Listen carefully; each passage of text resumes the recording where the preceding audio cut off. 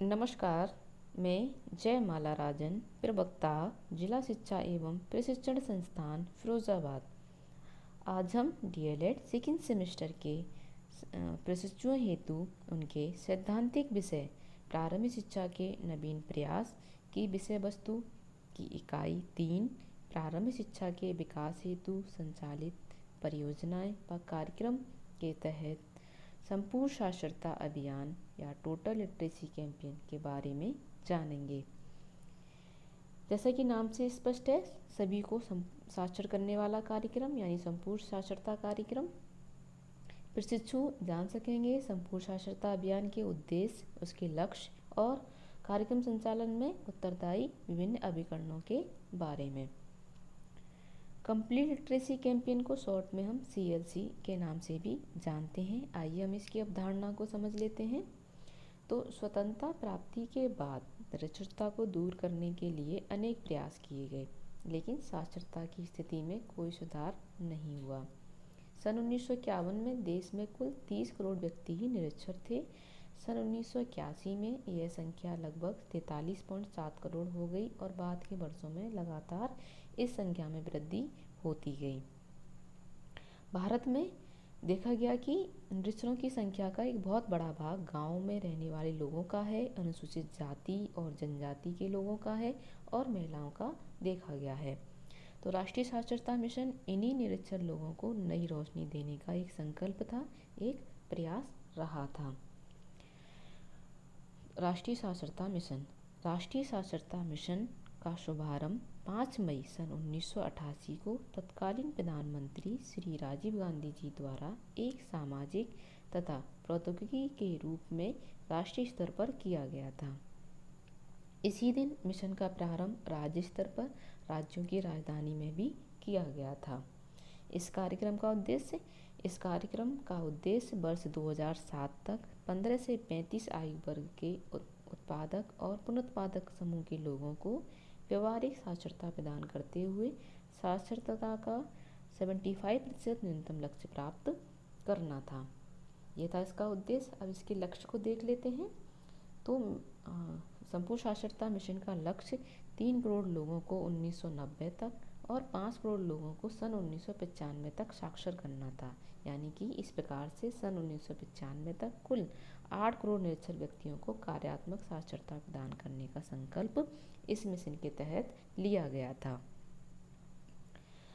इसके बाद 26 जनवरी सन 1989 में केरल राज्य ने एक विकल्प के रूप में एर्नाकुलम जनपद में संपूर्ण साक्षरता अभियान प्रारंभ किया और फरवरी 1990 को पूरे जनपद को साक्षर बना दिया। यानी कि 11 महीने में ही इन्होंने लक्ष्य को हासिल कर लिया था।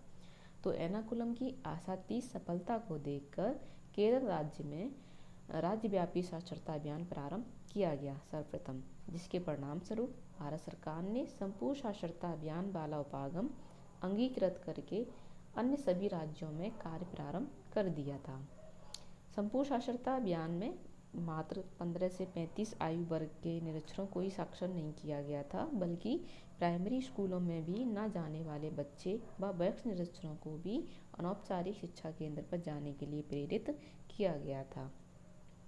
इसके साथ ही यह भी प्रयास किया गया कि सभी बालक व बालिकाएं निकटतम प्राइमरी स्कूल में दाखिला अवश्य लें एवं वे सभी अपनी पढ़ाई पूर्ण करें व बीच में अपनी पढ़ाई ना छोड़ें। यानी कि कोई भी बालक या बालिका ड्रॉप आउट ना हो, ड्रॉप आउट की स्थिति में ना आए, ऐसा इसके अंदर प्रयास किया गया था।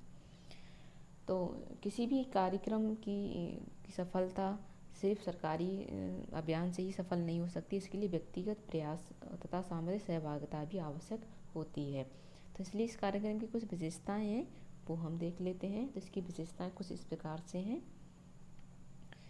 इस कार्यक्रम की जो सफलता है वो पूर्ण रूप से जनता की अभिप्रेरणा एवं सामुदायिक सहयोग पर निर्भर करती है। यह परियोजना विशिष्ट क्षेत्रों में समयबद्ध एवं स्वैच्छिक संस्थाओं या व्यक्तियों के आपसी सहयोग से संपन्न हुई थी। इस अभियान की एक विशेषता थी कि संपूर्ण साक्षरता अभियान को संचालित करने के लिए जिला स्तर पर पंजीकृत समितियों को अनुमति प्रदान की गई थी।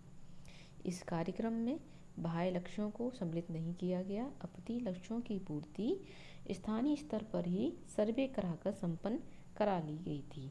ये थी संपूर्ण साक्षरता अभियान की विशेषताएं। अब हम देखते हैं कि संपूर्ण साक्षरता अभियान कार्यक्रम को संचालित करने में कौन कौन से अभिकरण उत्तरदायी हैंगे।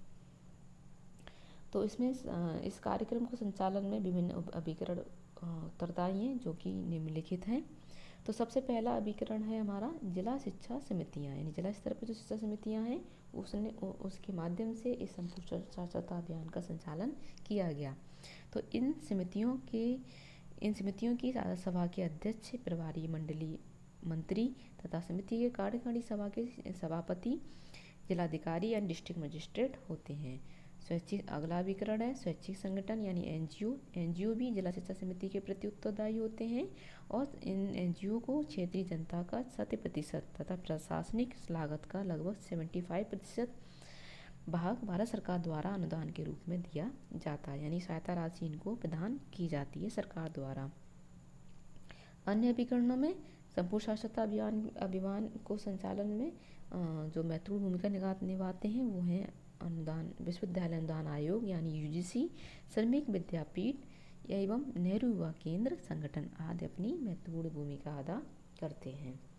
तो ये थे संपूर्ण साक्षरता अभियान कार्यक्रम संचालन में उत्तरदायी अभिकरण, जिला शिक्षा समितियां, स्वैच्छिक संगठन और अन्य अभिकरण।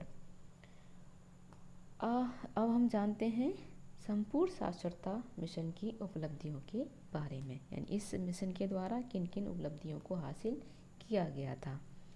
तो वर्ष 2001 से साक्षरता दर 65.38% दर्ज की गई, जबकि 1991 में 52.21% यानी 52.21% थी।